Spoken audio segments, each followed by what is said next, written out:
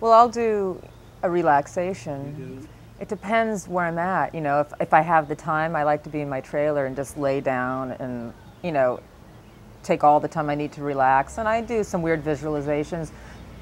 And it depends on the scene. You know what I mean? It depends what the scene is. I'll either play music to, or I'll do a sense memory fully before I even walk out there.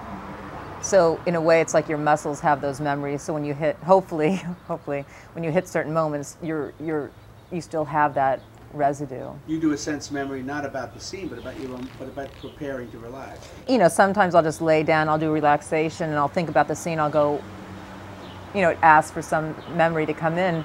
Like I won't judge it, and some weird thing will come in. And sometimes you're like, what's up with this memory? I think this is the wrong one. It's like, no, no, no, just go with it, you know. And maybe there's something in there. Do you know what I mean? I don't know. Or sometimes I'm pretty manipulative with it. I really know the memory. I've already chosen it, and I'll go through it because I know it's like really perfect for that scene.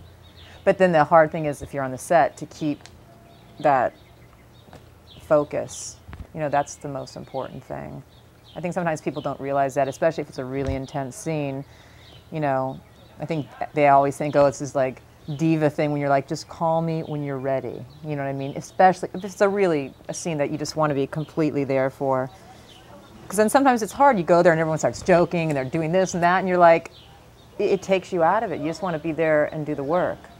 So I just try to keep myself to myself when I'm doing scenes like that. Or if it's a scene where I want to be really loose and free, you know, I'll be the one like joking around and just keeping myself, you know, fluid. Depends, you know, I mean, it just depends on the scene. When I was in high school, I was doing a play, my first professional show, where I was singing and dancing, and it was at the Cornet Theater. And I think, like, people kept coming up saying, oh, do you want to be on a series? You know, I had agents coming up. And I always knew secretly in the back of my head that that sort of work that I wanted to really do, I wasn't going to be able to do it until I was in my 30s, you know, because I just wanted those real sort of, you know, umphy parts. And I thought, I don't have any technique. I went to American Conservatory Theater the year before my high school year, where I got like my first like taste of training. And in a way, it's like, you know, a little knowledge is dangerous because you think, oh my God, there's so much I don't know.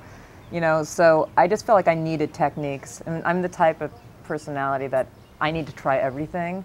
So I'd go to the Circle in the Square, then I'd go to Strasbourg, then I'd study with David Mamet, then I'd go to Harold Guskin, then I'd go to Uta Hagen. I mean, I like getting a little bit from everywhere and then figuring out what works for me. Do you know what I mean? It's like reading 10 different books on the same subject and you kind of make up your own way. But I needed to learn technique, and I feel like I didn't learn it until about like 7 years ago. And now I actually feel like I'm ready to start really doing what I want to be doing because everything's kind of in sync. You know what I mean?